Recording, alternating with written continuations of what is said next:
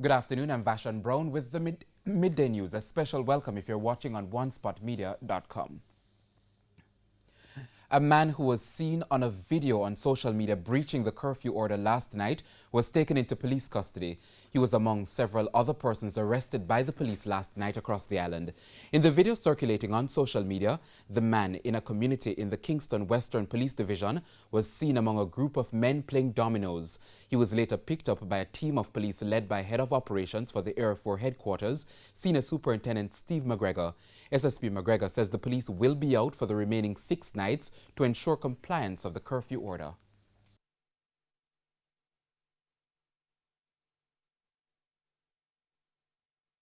The main aim last night was not a zero tolerance approach, but to get the people off the street and to impress upon them that it is in their best interest to follow the directive of the police.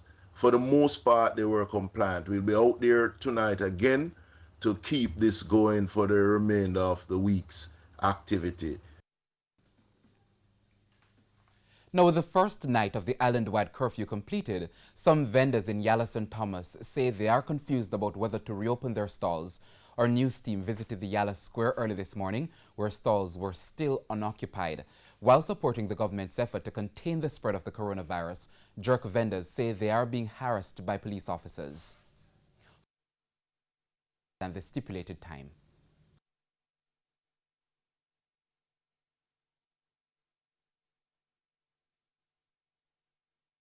The government said 8 o'clock, right?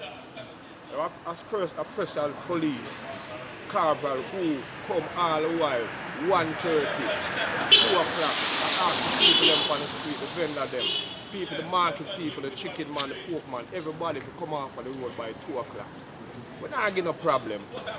We livelihood we are looking up, and we are working with the government, and the government say 8 o'clock, and we pull off by 6:30 to 7 o'clock, Right now, we are doing the business and things kind of slow.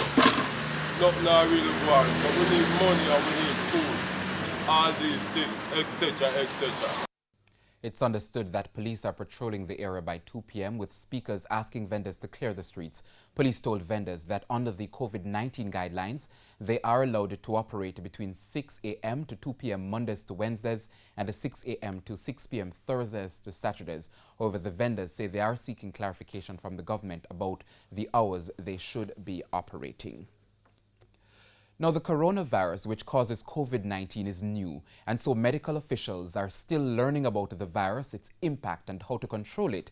It's one of the reasons for the changing views on some preventative measures, such as the wearing of masks. We explore that debate in this report from Herman Green.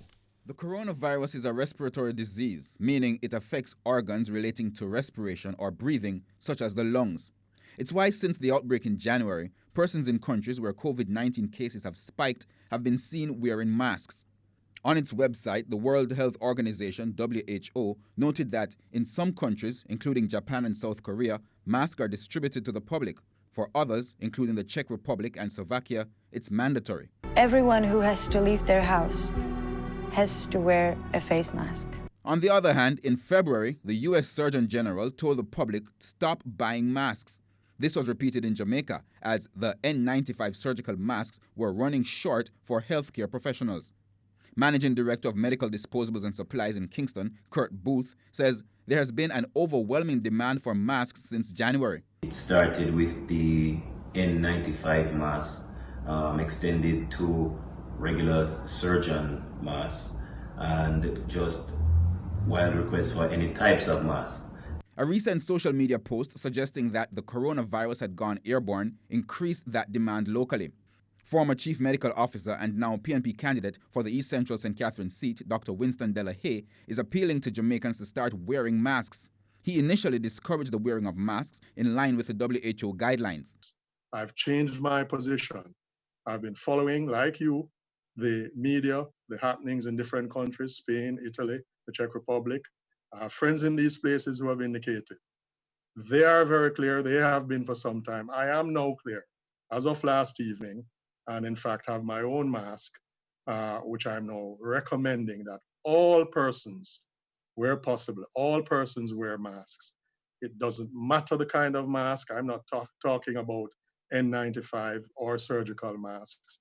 It's any mask that can offer protection of any form of droplet coming onto you, or especially if you are ill, you're coughing and leading to these droplets. We're now talking about micro droplets staying in the air for up to 6-8 hours. That's serious, and that can be prevented. At this time, any form of prevention that can be had, and if masks will do even an iota of that, then we must ensure that we're executing what will help. However, Professor of Public Health at the University of the West Indies, Mona, Peter Figueroa, believes the public is misguided about the purpose of wearing a mask. The advice that I think WHO has been given is that anybody who is coughing or sneezing or who has respiratory symptoms should use a mask in order to prevent the droplet spread from the coughing or sneezing. It stays within their mask. The WHO has since debunked the claim of the virus being airborne. However, the increased demand for masks continues. Medical officials are again warning that unnecessary mask use may do more harm than good. Mr. Booth of Medical Disposables and Supplies explains that he has had to take steps to prevent a health catastrophe. And we now take a break on Midday News. More stories right after these messages.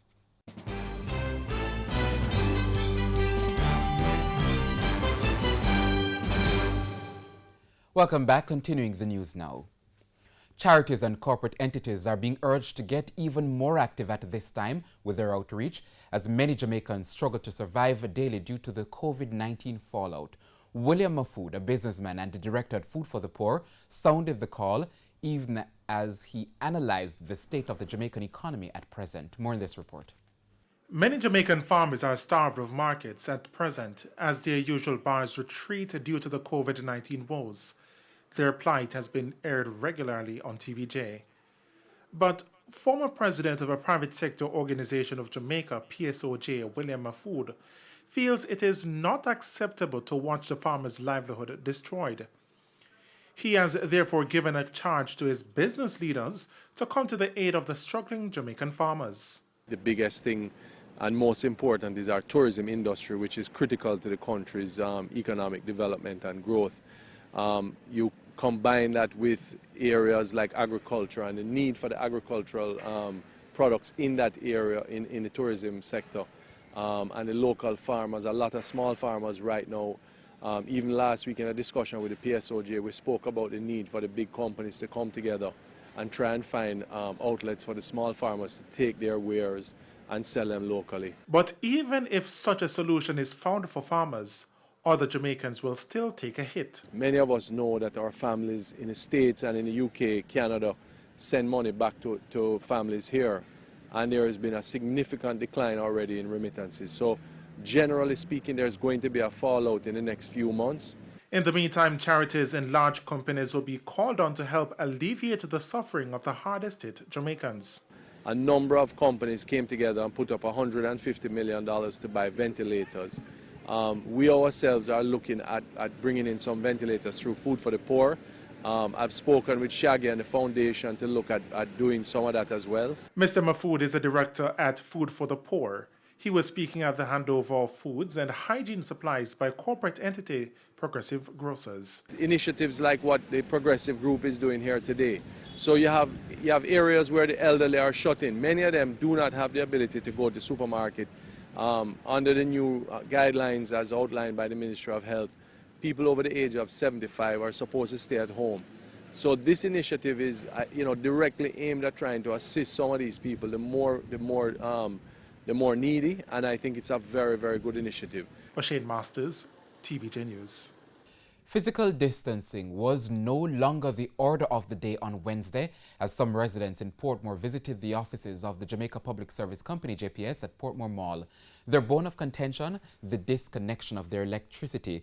They told the TVJ News that they're upset as they are home and the children are now forced to do classes online.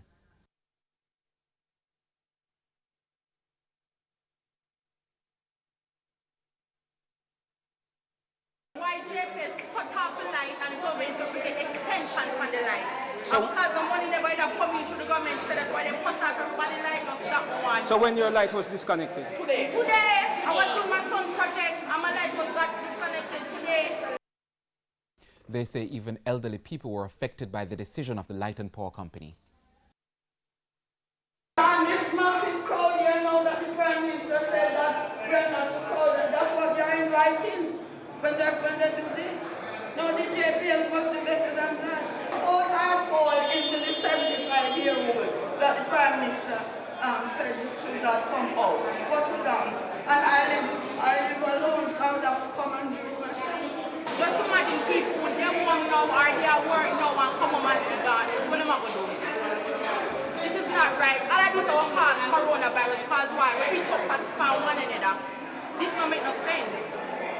So you, Mr. Andrew, will do something. News from the region now. We go to Grenada. Health authorities have confirmed that one of the 9 coronavirus patients has sneaked out of the island with his wife and child.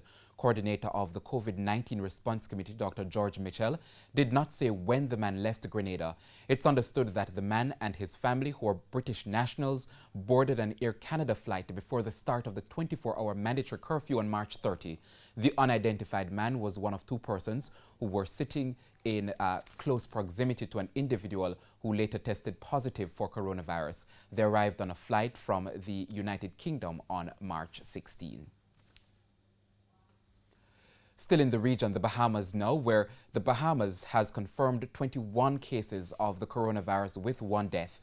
That person died on Tuesday. The 57-year-old woman had a travel history to Florida. She is the sister of the Minister of Immigration, Ellsworth Johnson. The Bahamas Ministry of Health says 4 of the cases are in Grand Bahama, 16 in New Providence, and 1 on the island of Bimini. Further afield now, more than 900 new deaths from the coronavirus were reported in the United States on Wednesday, the most reported deaths for a single day. About 90% of Americans are now facing stay-at-home orders, but still, the White House Coronavirus Task Force projects up to 240,000 deaths from COVID-19. More from the CNN. Healthcare workers under strain in the hardest hit states like New York. Waking up in the morning and walking into the hospital can feel like walking into the fire. To limit the spread, more than 30 states now under stay-at-home or shelter-in-place orders. Florida's new order won't go into effect until Friday, while Tennessee's governor says he believes closing non-essential businesses will be enough to keep people home, causing California Governor Gavin Newsom to make this impassioned plea. What are you waiting for? What more evidence do you need? If you think it's not going to happen to you, there are many proof points all across this country, for that matter, around the rest of the world. President Trump said Wednesday a national stay-at-home order isn't likely right now. There are some states that are different. There are some states that don't have much of a problem. You have to look at states. You have to give a little bit of flexibility. The administration is optimistic the nation could be back to business by early June. Dr. Anthony Fauci warns social distancing guidelines can't be relaxed until the virus is more contained. The one thing we hopefully would have in place, and I believe we will have in place, is a much more robust system to be able to identify someone who's infected, isolate them, and then do contact tracing. The ultimate solution to a virus that might keep coming back would be a vaccine. Time now for sports. JADCO chairman Alexander Williams says they were in good standings with the World Anti-Doping Agency when they were forced to significantly scale down operations recently due to the coronavirus pandemic. The local anti-doping governing body has suspended drug testing of Jamaica's elite sportsmen and women until April 8, while also closing their doors to the general public. Their online services, however, remain up and running, and Williams says they got high marks from WADA during their last review in October 2019. The feedback that we received was that we did very well. There are just 1 or 2 things that needed to be tightened up, and I believe the executive director have addressed those areas. It had largely to do with administration. So we seem to be in pretty good standing with WADA. Williams also revealed that JADCO is being used by WADA as a model for others worldwide to follow. We remain one of those national anti-doping organizations that assist others in how to conduct doping nationally. So it seems to be that we're doing fairly well. And that's the Midday News. I'm Vashon Brown. Join us at 7 for Primetime News Package. On behalf of the news, sports and production teams, good afternoon.